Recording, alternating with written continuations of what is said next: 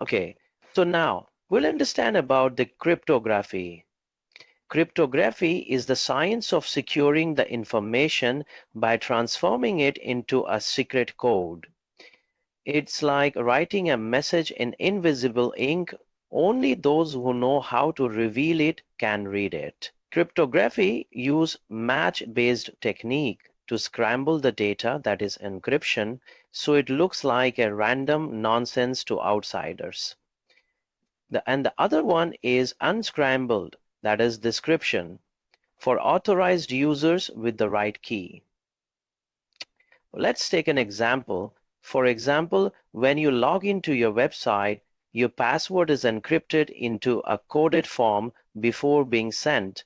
Even if the hackers intercept it, they can't able to understand it or decode the key. Types of cryptography. Symmetric cryptography. Symmetric encryption. It uses one secret key to both lock but to encrypt and unlock, decrypt the data, like a diary with a single key, fast and efficient, but risky if the key is stolen. For example, AES encryption used in Wi-Fi password. Asymmetric cryptography, it uses two keys, a public key shared to lock the data and a private key, secret, to unlock it. Like a mailbox, anyone can drop letters in public key, but only you can open it. That is the private key. For example, the HTTPS website with a padlock icon of lock at the very left top corner of the browser. Now, the hash functions in cryptography. It converts data into fixed size code, like a fingerprint that can't be reversed. It is used to verify integrity. If data changes, the hash also changes. For example, storing a password like 123 becomes encrypted like in a hash format with A665, A459, etc. One more cryptography is the quantum cryptography.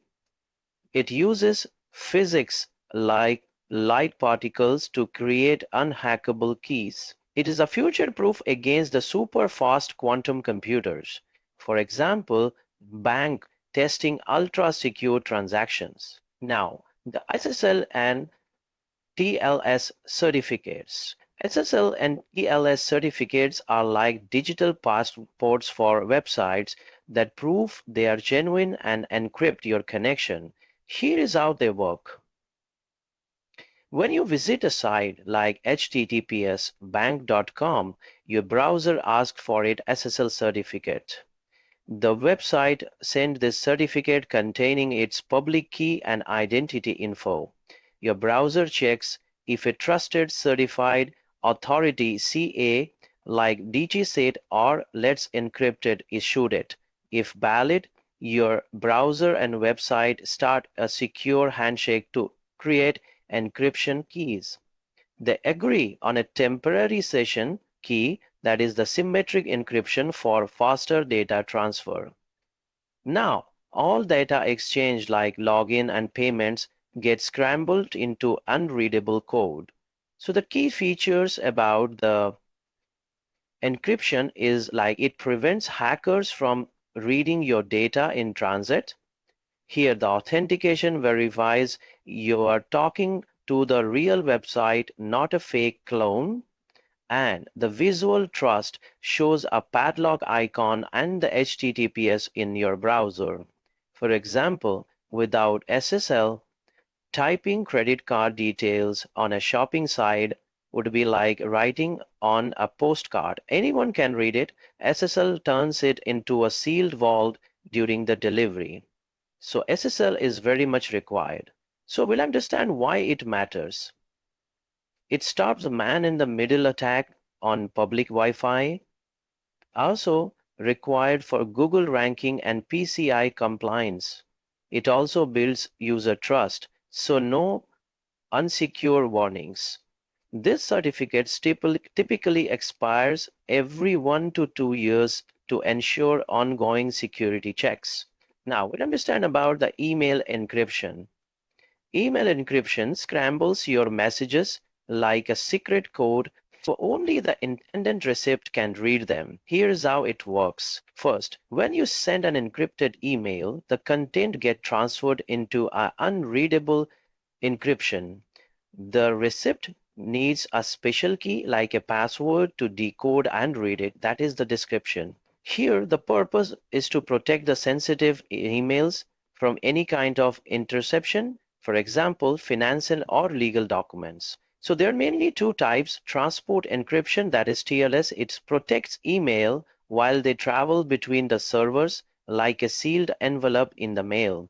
Most email providers use this automatically. And the second one is end-to-end encryption. It locks the messages until it reaches the recipient like a locked diary. Only they have the key, they can open it. Services like ProtonMail and PGP always use this. Now we'll understand how this email encryption protects. It stops hackers from reading the stolen email, also prevents your boss, that is the ISP, from snooping on private messages. It also keeps sensitive data, contracts, ID always safe. Example, sending your credit card information unencrypted is like writing it on a postcard. Now, the limitation here in the email encryption, both sender and recipient need compatible encryption tools for full protection. Many services like Gmail, Outlook only encrypt email in transit, not in boxes. Always look for a padlock icon in your email client to check if encryption is active. Our next topic is BitLocker encryption. BitLocker is like a digital vault for your entire hard drive. It is built into Windows. Here is how it works. First, full disk protection. It encrypts everything on your drive like operating system, files, application into unreadable code. Second, key-based access. You unlock it with a password or PIN, that's something you know. A USB key is something you have, or a TPM chip, built-in hardware security in your device. Now, automatic encryption. Once enabled, file encrypt in background without slowing you down. It has also tamper protection. If someone removes your drive to access it elsewhere, they only see the scrambled data. For example, like locking your house on front door and putting every item inside a safe. If thieves steal your PC, they can't access your file. Why we should use this? Because it protects and against the theft, lost devices like laptops or USBs. It also meets compliance standards for businesses and healthcare. Also works with SSDs and HDDs and external drive.